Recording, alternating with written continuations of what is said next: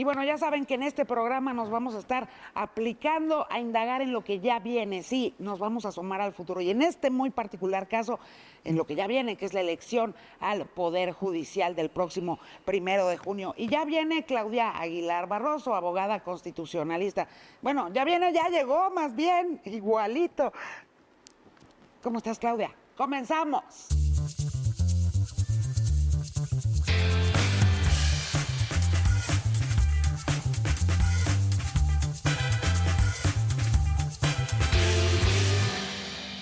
Y bueno, hoy voy a estar platicando con Claudia Aguilar Barroso porque ya viene. Ya viene la elección judicial. Es correcto, está a nada, estamos a días de ir a las casillas que el INE ya proporcionó copiosamente en su página electoral, a donde tendremos que ir quienes decidimos ir o quienes no deciden, pues no les importa, pero los que pretenden ir a votar por jueces, magistrados y ministros este próximo 1 de junio. Así es. El INE ya nos dijo en dónde nos va a tocar votar en términos de 60 distritos electorales.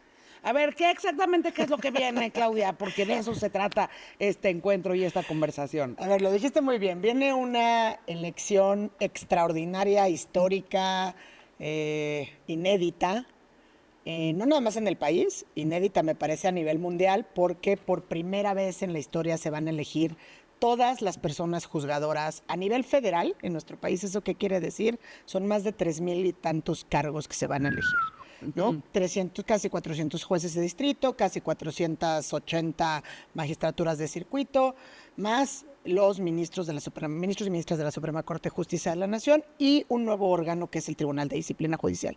Todo eso se va a elegir a nivel federal, pero además vamos a elegir en 19 entidades federativas también los poderes judiciales locales. Entonces, obviamente vamos a hablar, me parece, entiendo la conversación de una de estas elecciones, que es justamente la federal, pero no podemos dejar de notar que esta elección es de tal magnitud que en 19 entidades federativas, además de estas 6 boletas que vamos a recibir todos a nivel federal, van a recibir 3, 2, 4 boletas, dependiendo de la entidad. Esto en términos de volumen la hace la elección más grande a la que hayamos sacudido los mexicanos. Sin duda alguna, okay. La más grande. La más grande con retos enormes, porque es mucho más grande que la elección pasada a nivel federal, donde elegimos a la presidenta Sheinbaum y este último Congreso de la Unión, pero con un recorte presupuestal que tuvo el INE de 33%. Entonces, es una elección inédita, una elección con retos enormes, con poco tiempo y poco presupuesto. Hay quienes dicen, Claudia, que se trata en realidad de un experimento, porque ni el INE, ni digamos el Poder Judicial en sí mismo, ni prácticamente todos los que fueron proponentes, que ahorita platicamos de eso, pues en realidad lo habíamos hecho nunca. Es más, ni los electores, ¿no? En términos de ir a elegir a quienes serán nuestros juzgadores en todos los terrenos, ¿no? Yo sin duda coincido que es un experimento. O sea, es un experimento y el resultado pues no lo podemos saber, ¿no? O sea, es de las cosas que ya viene el nuevo poder. Platicando aquí ¿no? ahorita. Exactamente. Ajá. Si es un experimento, por todo esto que acabas de decir, a ver, me queda claro que el INE, como autoridad máxima a nivel electoral, sabe organizar elecciones sin duda alguna. Lo sabe hacer. Pero normalmente tiene presupuesto, tiempo y capacitación para hacerlo.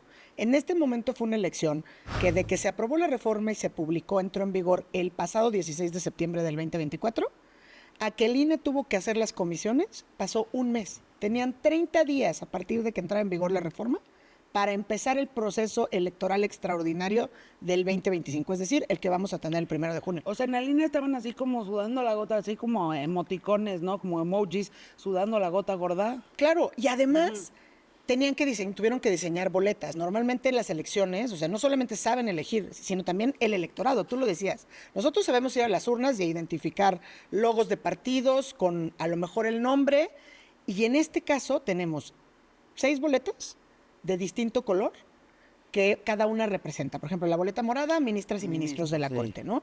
Y van a tener 2 columnas. Del lado izquierdo, todas las candidaturas de personas mujeres. Del lado derecho de la boleta, todos los hombres.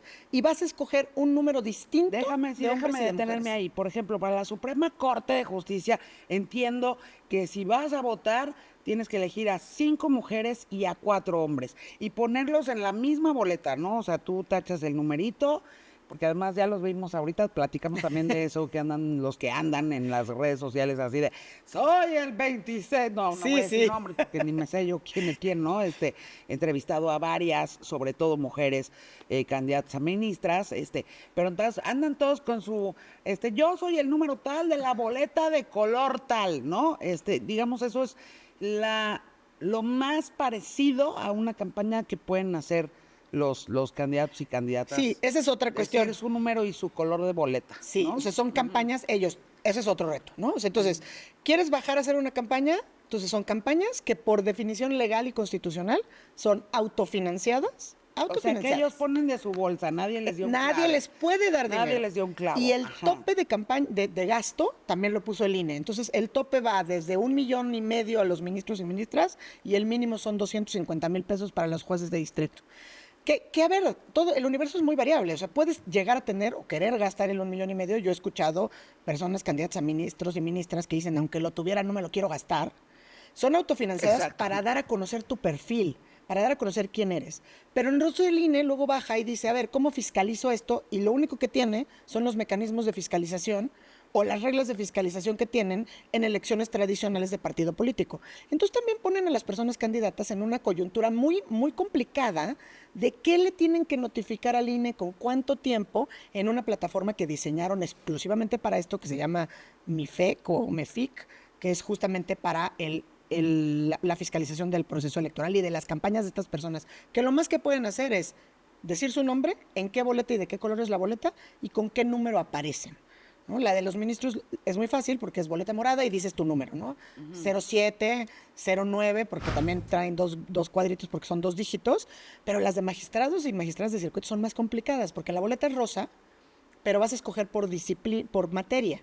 Entonces puedes escoger, ¿no? Vota por mí en la boleta rosa, en el cuadrito naranja con el número 10. ¿No? Entonces, 10, el naranja es administrativo y el número 10, por ejemplo, la mujer que está identificada con ese número. Y nos dicen, pónganse a estudiar a los candidatos y a las candidatas. He visto a varios colegas, además de verdad, muy profesionales, haciendo perfiles y diciendo, pues yo votaría por estos y por estas razones, ¿no? He visto a varios haciéndolo. Se los agradecemos, colegas hermosos, aplausos, porque están haciendo una chamba necesaria para una elección, al menos desde su punto de vista, ¿no? Pero lo cierto es que va a llegar un momentito o una boleta en que el ejercicio va a terminar siendo sí o sí una Ave María, ¿no? Sin duda. Dame puntería, ojalá que o esta no sea un mal juez o una mala jueza o un mal magistrado, una mala magistrada, ¿no? Y eso no lo vamos a saber hasta que tengamos al Poder Judicial puesto a prueba, ¿no? Porque eso es hasta que empiecen a resolver los casos. Pero en este momento creo que tenemos varias formas de conocer quiénes son estas personas candidatas a ocupar estos cargos. El propio INE tiene una plataforma que se llama Conóceles, y esa plataforma, yo escuché hace rato a alguien decir que no venía la información, es falso, sí viene toda la información de todas las personas, desde su nombre, su archivo curricular, digamos, nada más así como, y también vienen sus propuestas. Te podría decir que el 99% están ahí. Entonces, en la plataforma Conóceles pueden entrar y buscarlos. Claro, me van a decir, es que ¿cómo voy a entrar yo a buscar 3,000 y tantas personas? También hay otro donde con tu credencial de lector digitas el número de tu sección, electoral, y ahí ya se despliegan aquellos que van a venir en tus boletas. Y entonces, si eso lo sumas al micrositio que pusieron como para que practiques tu voto, entonces hay un micrositio para familiarizarnos con las boletas.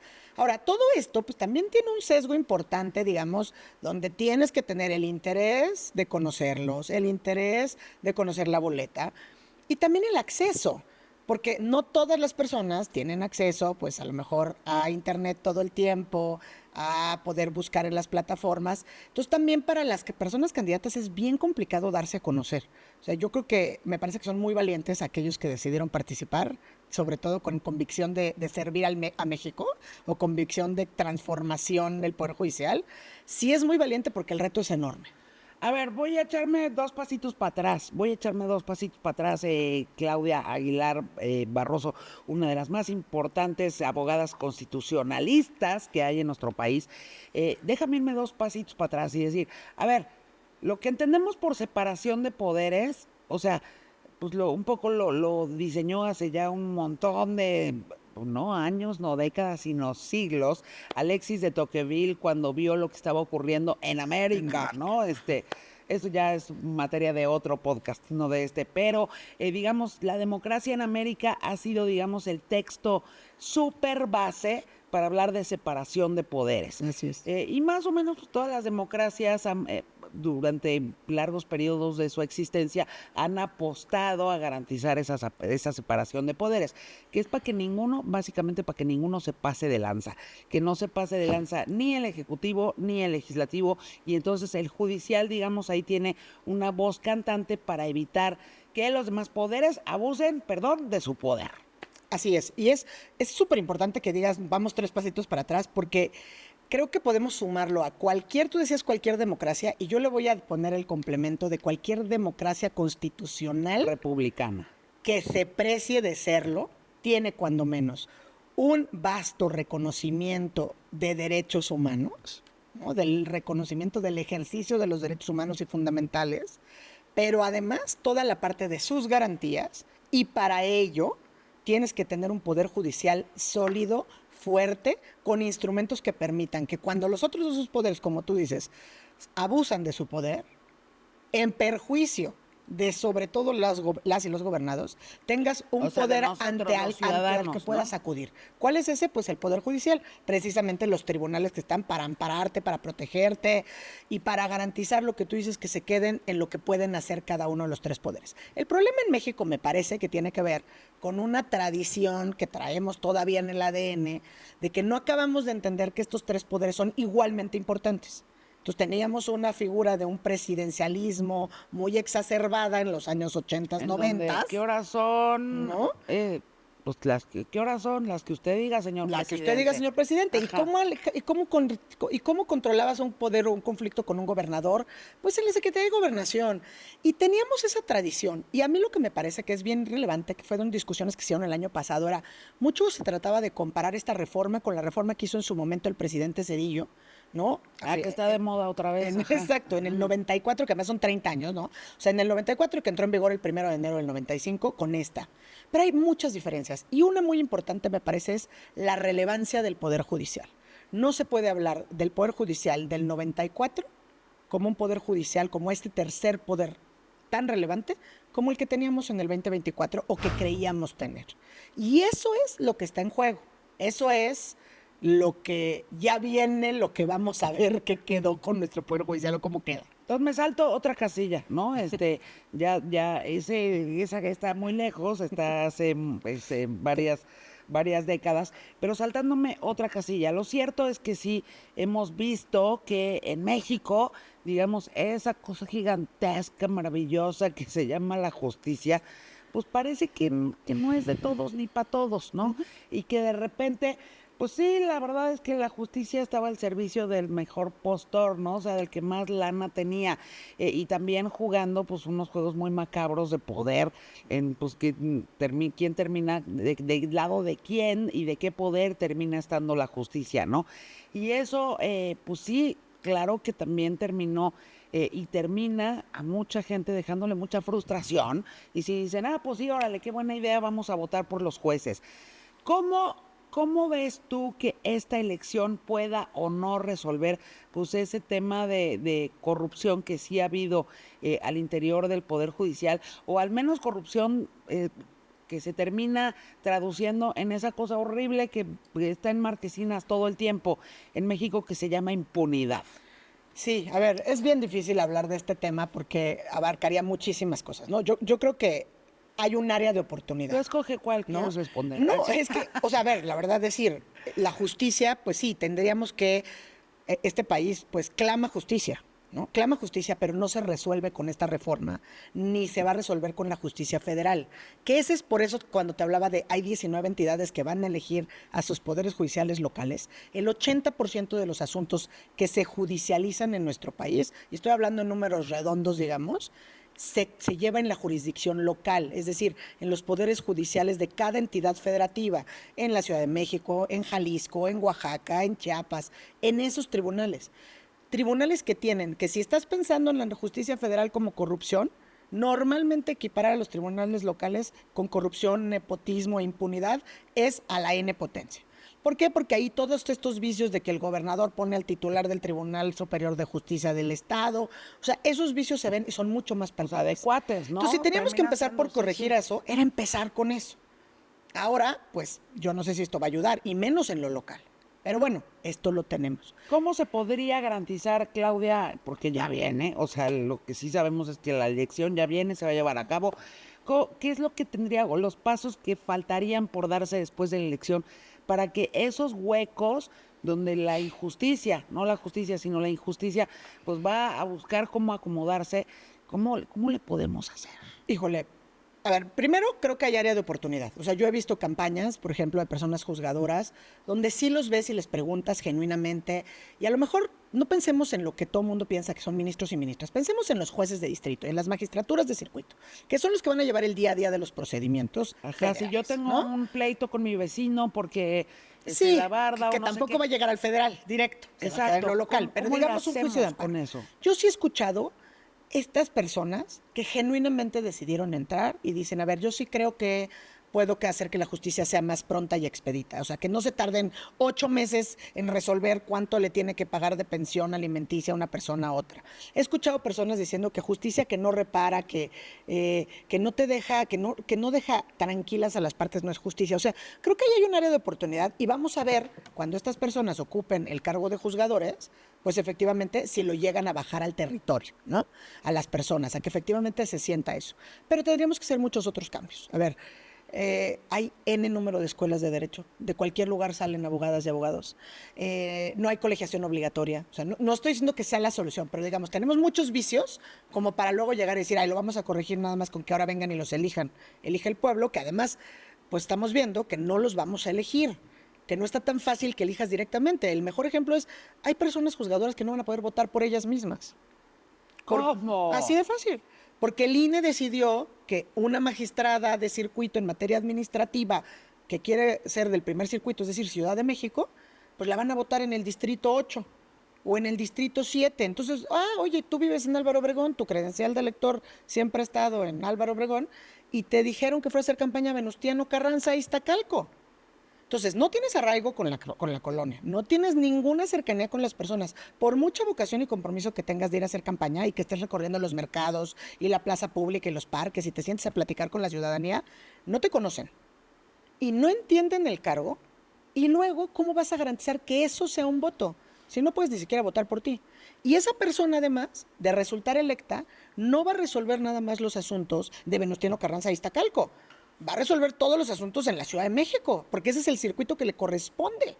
Entonces, la verdad, esta falacia de que vamos a elegir a nuestras personas juzgadoras no es del todo cierta. A las personas que dicen, Claudia, porque hay ahorita producto también de la polarización en la que vivimos en México, como en prácticamente ya todas las democracias del mundo, ¿no? Pero producto de esa polarización, a veces como queda poquito espacio para la reflexión.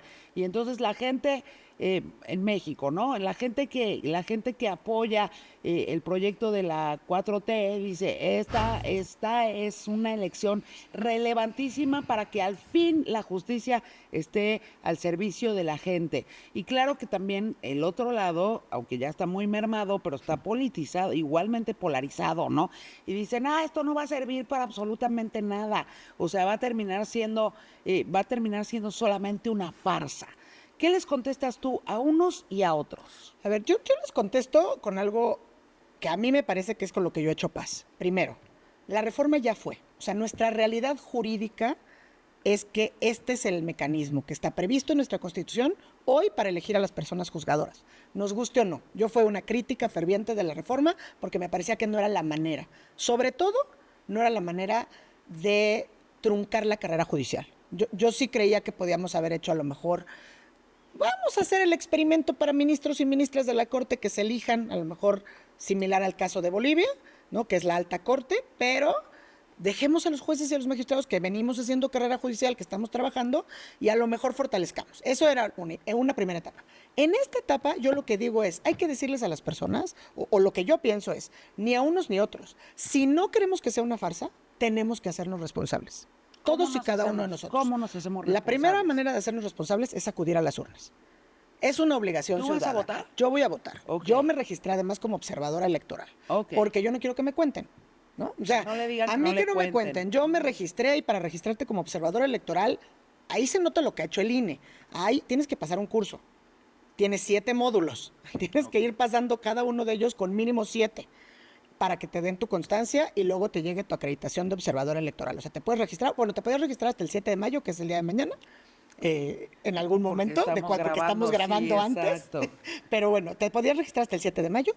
Después puedes acreditarte y siguiendo unos pasos. Entonces, yo creo que la primera manera es hacernos responsables. La otra manera es conóceles. Y si tienes miedo de que sea una farsa y que lleguen las peores personas, también hay datos duros. Cerca del 70% de estas personas que aparecen en estos listados, que parecen infinitos, ¿no? De casi 4,000 personas, cerca del 70% son personas que trabajan hoy por hoy en el Poder Judicial. Y que conocen, además. ¿Eso qué quiere decir? Que son materia, personas, ¿no?, que tienen experiencia y conocimiento y capacidad probada. No necesariamente eran jueces y magistrados, pero ya venían trabajando, porque también trabajar en el Poder Judicial hay gente que lleva 30 años de secretario de estudio y cuenta, trabajando para un juez, para un magistrado o en la corte. Cerca del 70%. Eso es un número muy importante que nos debe decir algo. O sea, la gente al final, con todas las resistencias, sabe que desfondar al Poder Judicial no le genera un beneficio al país. Claro que no. No es buena idea. No es buena idea. Y otra cosa que también diría, porque tú dices, oye, bueno, pues unos y otros. Si eso no es una farsa, depende mucho de nosotros, pero es una farsa. Es una elección que ahora es extraordinaria, pero que llegó para quedarse. Está prevista cada 3 años. O sea, van a coincidir con todas nuestras elecciones. Y ahí le hacemos como se hacen las democracias. Si no sirves, te echo, ¿no? Más o menos, tienen unos procesos. Tendría que ser más o menos así, Es ¿no? más o menos así, porque los cargos deben ser transeccionales, precisamente para garantizar la división de poderes. Entonces, los cargos de ministros, por ejemplo, que son los que más duración tienen, van a tener ahora una duración de 12 años, en lugar de 15, como estaba previsto anteriormente. El escalonamiento, pues, está por verse, ¿no? Vamos a ver cómo quede. Pero bueno, los jueces van a durar, que son los que menos van a durar 9 años. Entonces, digamos, hay unos mecanismos que también permiten y luego van a poder ir a reelección. Hay muchos retos negativos, como por ejemplo, cuando tú sacas a una persona juzgadora a reelección, pues entonces vas a tenerla que volver a quién le va a rendir cuentas, o sea, con quién quiere quedar bien, ¿no? Una persona juzgadora, con las causas que son de su conocimiento o con el electorado.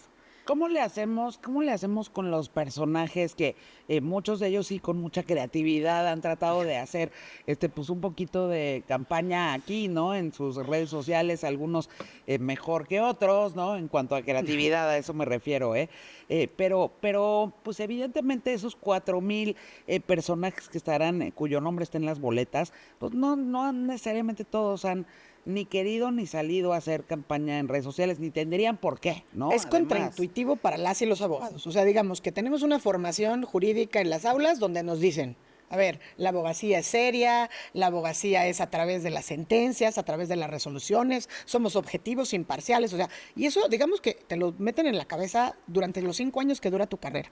Ahora, eso llévalo a una persona juzgadora, donde siempre se les ha dicho, tú hablas a través de tus sentencias.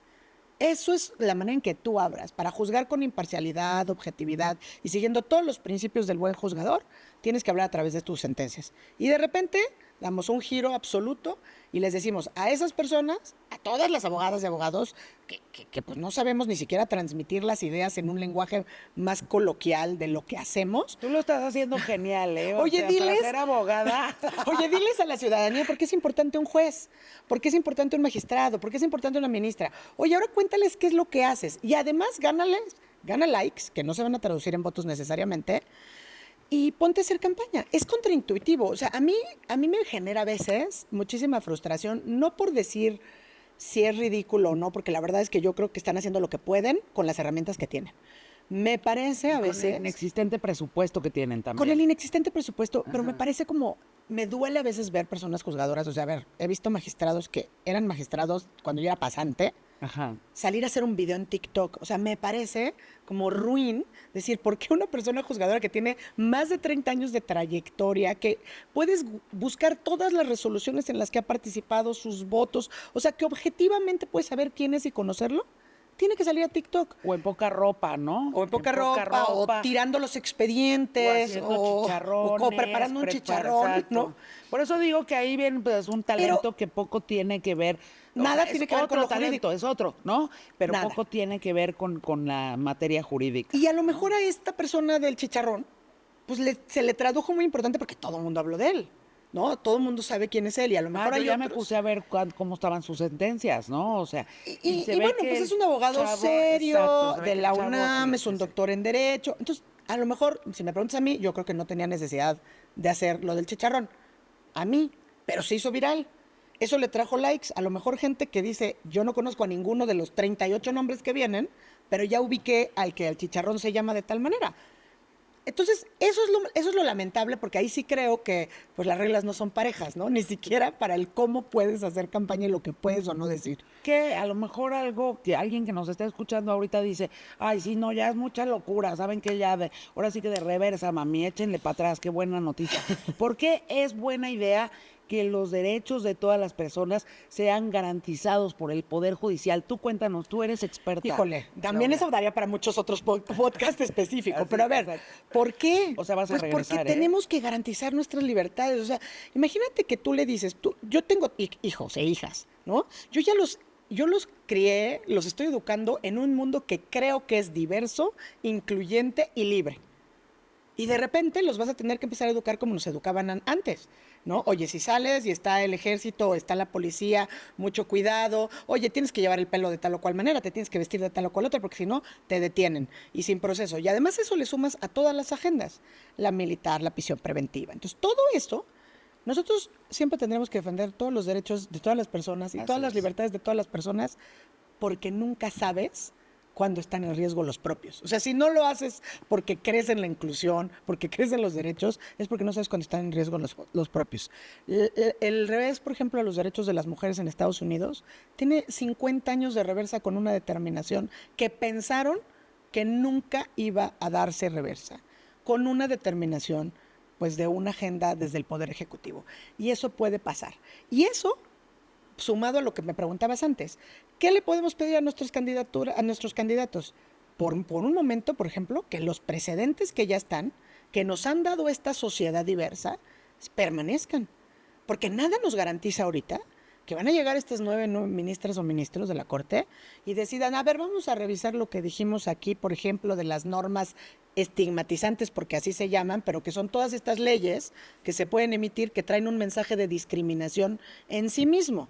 El ejemplo específico era el del matrimonio gay, ¿no? Cuando dices, oye, solamente puede contraer matrimonio un hombre y una mujer y con el único fin de procrear la especie, pues entonces ya hay problemas. Ahora, no nos queremos ir a estos temas que pueden ser complicados. Hasta el año 2009, la violación entre cónyuges no era violación.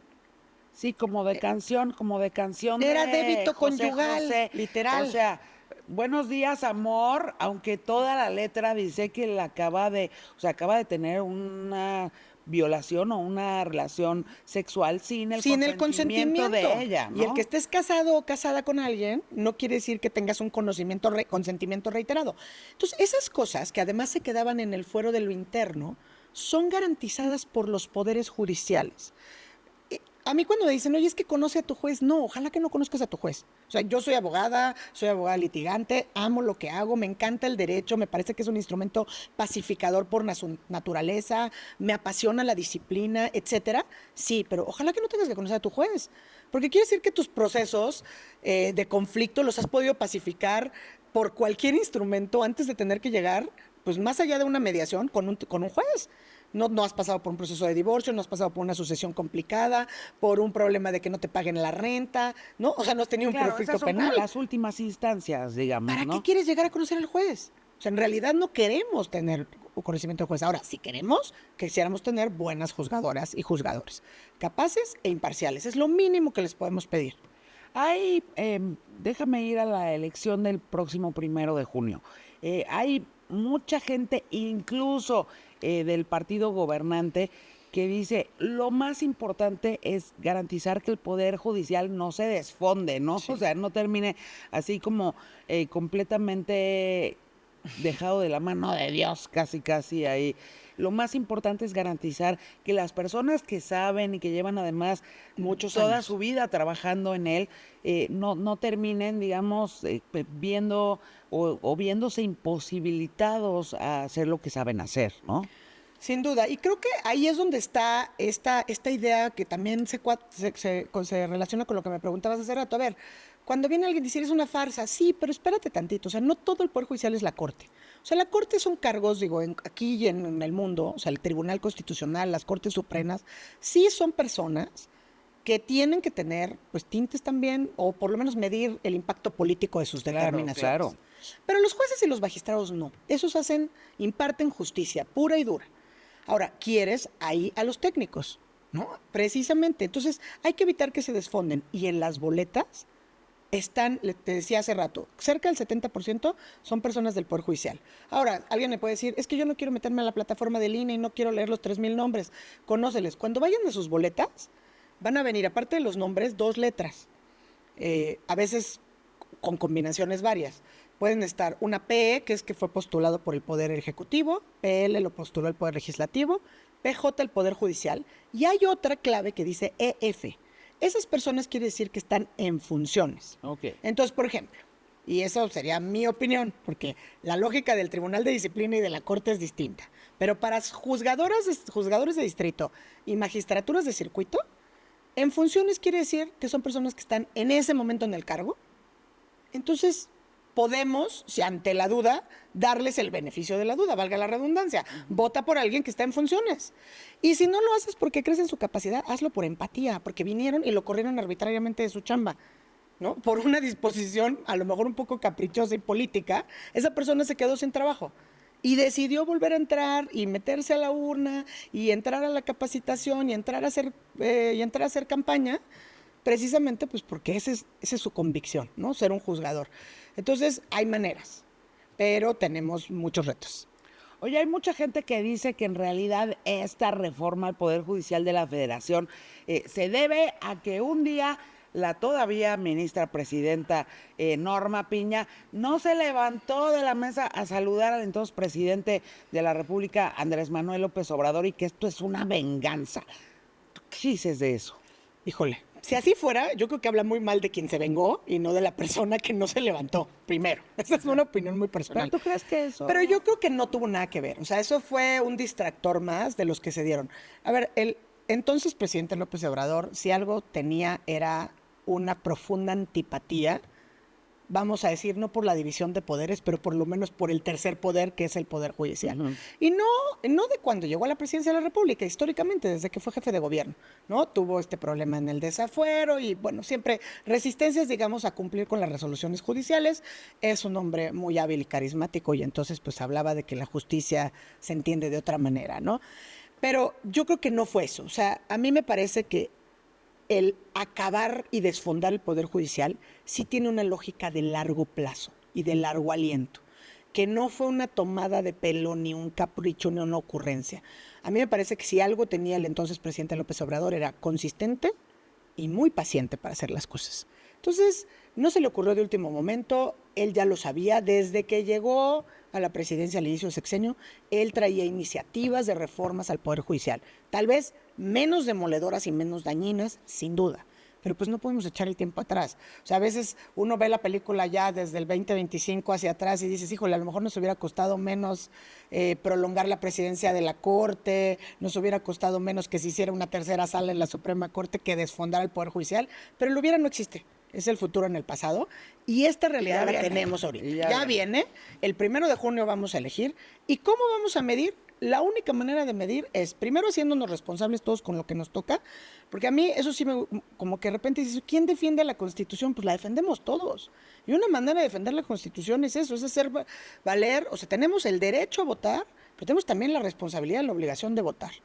La presidencia de la Suprema Corte de Justicia de la Nación, el máximo tribunal de justicia de nuestro país, ¿por qué es relevante y qué es lo que vamos a estar eligiendo?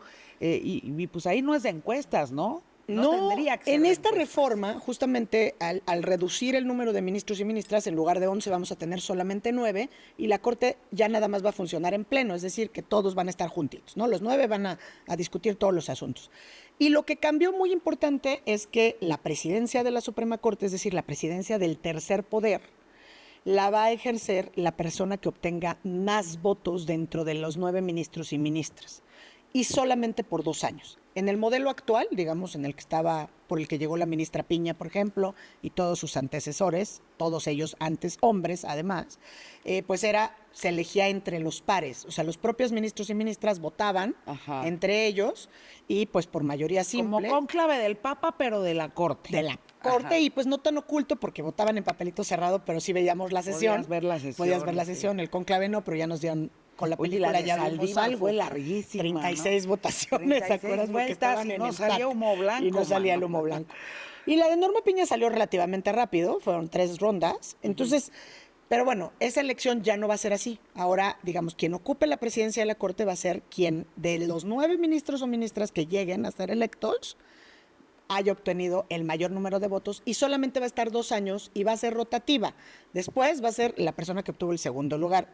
Ya está por verse quién va a tener esos datos, si el INE los va a tener, etcétera, etcétera.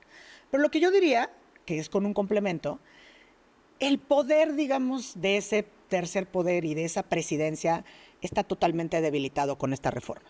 O sea, el poder que tenía la presidencia de la Suprema Corte de Justicia de la Nación hasta el día de hoy, se podría decir, es que la presidenta o presidente de la Corte era a su vez el presidente del Consejo de la Judicatura Federal. Y el Consejo de la Judicatura Federal era el órgano que administra y que vigila y disciplina a todo el Poder Judicial Federal. Entonces, los dineros, dónde se abren juzgados, a dónde te muevo de adscripción, todo eso correspondía, digamos, a muchos órganos, etcétera, pero digamos la cabeza era la misma titular, ¿no? Hoy por hoy la ministra Piña. Y con esta reforma ya no tiene eso, porque la presidencia va a tener no sé qué facultades, porque la vigilancia va a estar en un nuevo órgano, que es el Tribunal de Disciplina Judicial, que lo vamos a elegir por primera vez, y todo lo que tiene que ver con administración. Es el tribunal, rapidísimo, el tribunal es como el juez de los jueces, ¿no? Exacto. Ajá. Que hay muchos cuestionamientos en torno a este nuevo tribunal, ¿no? Que si va a ser inquisitorial, que si es estar juzgando con la espada de Damocles, pero bueno, se va a elegir, vamos a elegir a 5 magistrados para que integren el Tribunal de Disciplina, 3 mujeres y 2 hombres, no van a ser reelegibles, y bueno, es un experimento. Y del otro lado, todo lo que tiene que ver con la administración se va a quedar en un órgano que no se va a elegir, tengan mucho cuidado con esto, porque ahí están, digamos, el diablo está en los detalles, y es el órgano de administración judicial. Y toda la parte de la administración del Poder Judicial no está en la presidencia de la Corte, sino en este órgano que nadie va a elegir, no vamos a elegir nosotros los gobernadores, sino que lo van a designar con algunas reglas que están en la Constitución, pero van a intervenir el Senado, la presidenta de la República y la Suprema Corte de Justicia de la Nación. Oye, y como las encuestas no han sido el constante o la constante en estas campañas, o sea, no vemos en la portada de los periódicos quién va arriba y quién va a ganar y quién no, o sea, pues no tenemos ninguna carta de navegación tampoco al respecto, ¿no? Y están ahí, ¿no? Lenia Batres diciendo que no la dejaron ponerse, la ministra del Pueblo quería aparecer así, está Yasmín Esquivel, también con visibilidad, digamos, y ha tenido presencia en los medios, Loretta Ortiz, que en algún momento ella también no estaba muy a favor de la reforma al Poder Judicial, pero lo cierto es que no tenemos ni idea quién pueda ser el futuro o la futura ministra presidenta de la Suprema Corte, ¿no? Ellas 3, que como bien dices, son las que más difusión han tenido, son por varias razones, porque son las 3 ministras, digamos, que designó el presidente López Obrador, ¿no? O sea, como que son de esa administración. La última, además, fue la primera designación por dedazo literal, que no pasó por ratificación del Senado, que fue el nombramiento de la ministra Lenia Batres. Que luego no va a las sesiones. Que no va a las sesiones. Ajá. La verdad es que con la ministra Lenia Batres han pasado cosas que nunca pensé ver yo en el Poder Judicial y en la Corte. O sea, pero bueno, eso es lo que tenemos. Pero bueno, ellas están en funciones y ellas decidieron, todos los demás ministros renunciaron, y ellas decidieron participar en la contienda, y entonces hay quejas de los otros candidatos y candidatas a ministros, sobre todo, de una profunda inequidad en la contienda, porque pues claramente ellas tienen mucha más visibilidad, porque iniciaron con actos de campaña pues bastante masivos, etcétera. Yo vi que hubo una queja que presentó, por ejemplo, un candidato que es Carlos Odriozola, que presentó una queja justamente por falta de equidad en la campaña. He visto a muchas candidatas a ministras pues muy movidas con sus redes, ¿no? Silvia Escudero, Luz Zarza, o sea, que las he escuchado, que me parece que tienen muy buenas ideas. O sea, yo creo que hay también ahí, aparte de estos 3 nombres muy virales, buenos perfiles que podemos yo he encontrar. entrevistado ya varias y a varios, ¿No?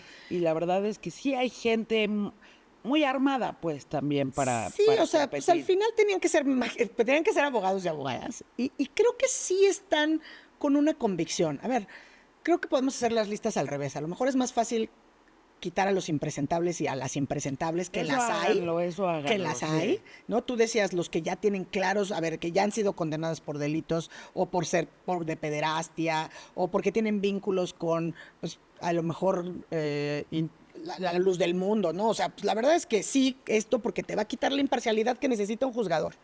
Los nexos con el crimen organizado son más complicados.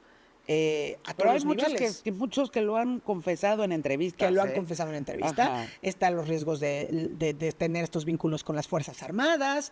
Y yo creo que todo eso es muy obvio y que sí nos alcanza a la ciudadanía. Además, también yo escuché a una consejera del INE decir, y lo suscribo, la ciudadanía es muy inteligente. O sea, al final del día... Sí lo somos. Sí lo somos.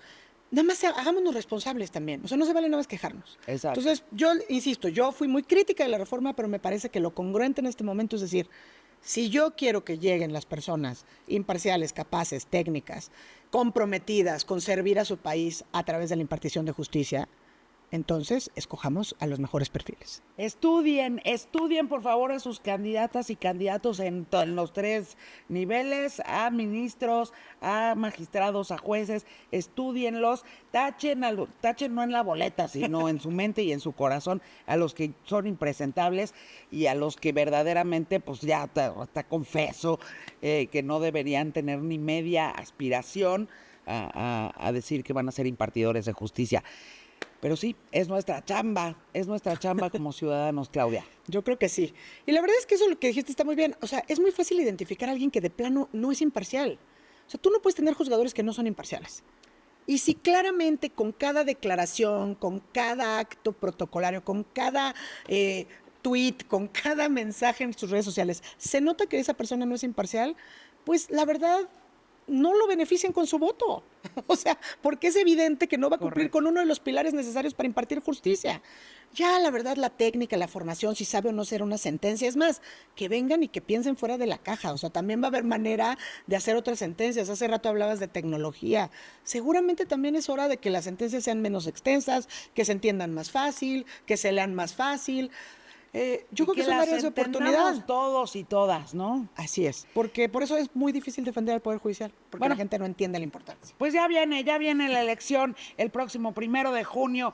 Vamos a ir a elegir jueces, juezas, ministros, ministras, candidatos, magistrados, magistradas. ¿Me faltó algo? No, acuérdate que nada más magistrados y magistradas incluye al electoral. Ahí está. ¿Cuál es tu frase favorita de la justicia? Ahora sí que citas citables. Híjole, no sé, ahorita estoy así desolada. Yo creo que ahorita lo que tenemos que es que hacernos cargo. O sea, mi llamado es, hagámonos cargo de que la justicia sea para todas las personas. Hagámosle justicia a la justicia. Gracias, Claudia Aguilar Barroso, de verdad que qué privilegio platicar contigo. Pues amplia, extensamente, porque ya viene. Ya viene. Muchísimas gracias, Yuris, por la A ti. invitación.